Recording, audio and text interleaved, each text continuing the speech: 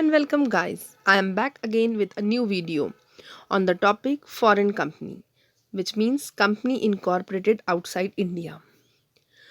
Today I have come up with the explanation of this chapter. I'll be explaining the whole chapter in one video. Now we will start.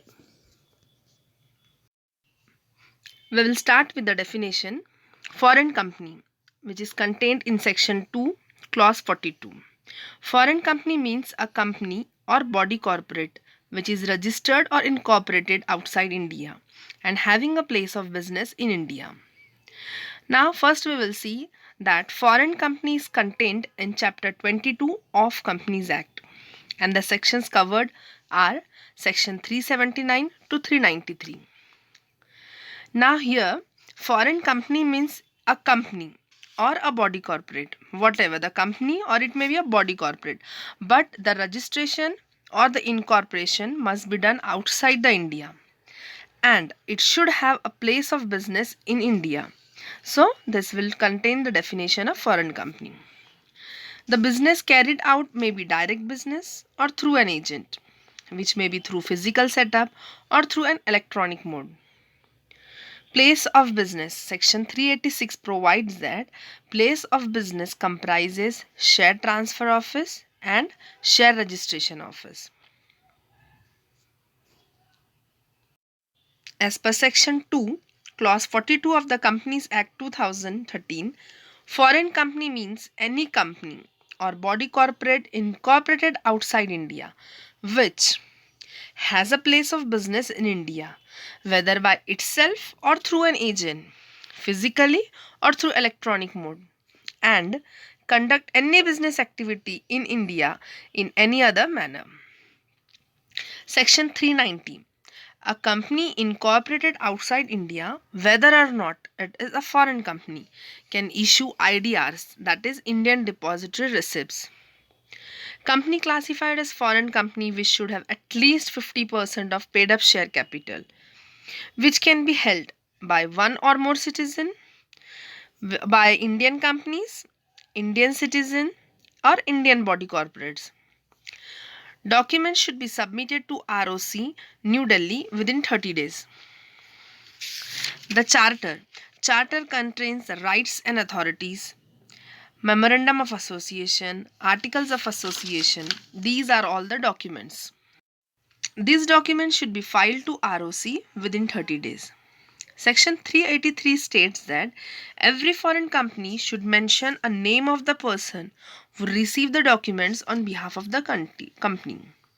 The intimation also should be sent to ROC mentioning who is the person, what is the address of the person who will receive document on behalf of foreign company.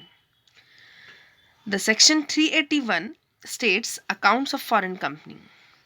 The foreign companies are required to create balance sheet, profit and loss like Indian companies. Indian companies can make the balance sheet P&L by following financial year. But there's an advantage, that is foreign companies got an exception that they can make the balance sheet by following calendar year.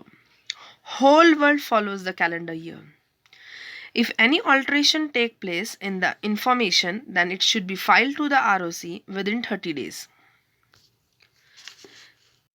Section 381 Accounts of Foreign Companies.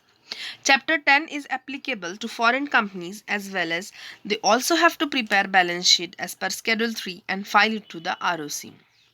Along with financial statement, other three documents have to be filed by foreign company to the ROC, and they are: number 1, statement of related party transaction, statement of repatriation of fund, statement of transfer of funds. The certified copy of the prospectus is sent to the ROC for registration, that is certified by one chairman and two directors. When prospectus is issued by Indian companies, that is section 26 applies, the same applies to foreign company. Whatever disclosure requirements are needed in Indian companies, the same are to be fulfilled by foreign companies also. Along with this, some additional disclosure requirements are needed. That is, they have to disclose what is the instrument that is defining the constitution of the company.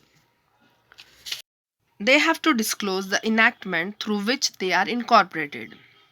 They have to disclose address for inspecting documents. They have to displace the name of the country, date and place of incorporation, address of the principal place of business. The expert statement can be included in prospectus, but if the expert withdraw his consent, then expert statement shall not be included into the prospectus. If foreign companies contravene any provision, it attracts penalty, that is section 392.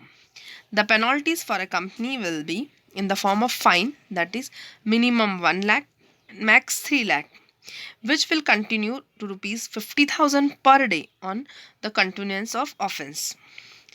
The penalties attracted by officer in default are like fine of rupees 25,000 to rupees 5 lakhs or imprisonment up to 6 months or both.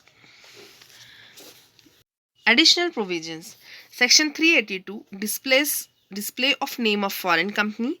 Every foreign company must have to display their name outside the business area. Display the country name. The letters should be legible in English language, the local language in which the state the company is located. Company name and country of incorporation should be mentioned in business letter, bill heads, letter papers, signboards, and every official publication. Section 384 says that provision of Section 71 regarding debentures, provision of Section 92 annual return, provision of Section 135, provision of Section 128, provision of Section Chapter 6 and provision of Chapter 14, as all this provision applies to Indian companies. Similarly, in the same manner, all this provision applies to foreign company also. Section 385 says that in case of foreign companies, the documents are to be filed to be ROC New Delhi. Here we covers the whole chapter of foreign company. Thank you for watching. Thank you.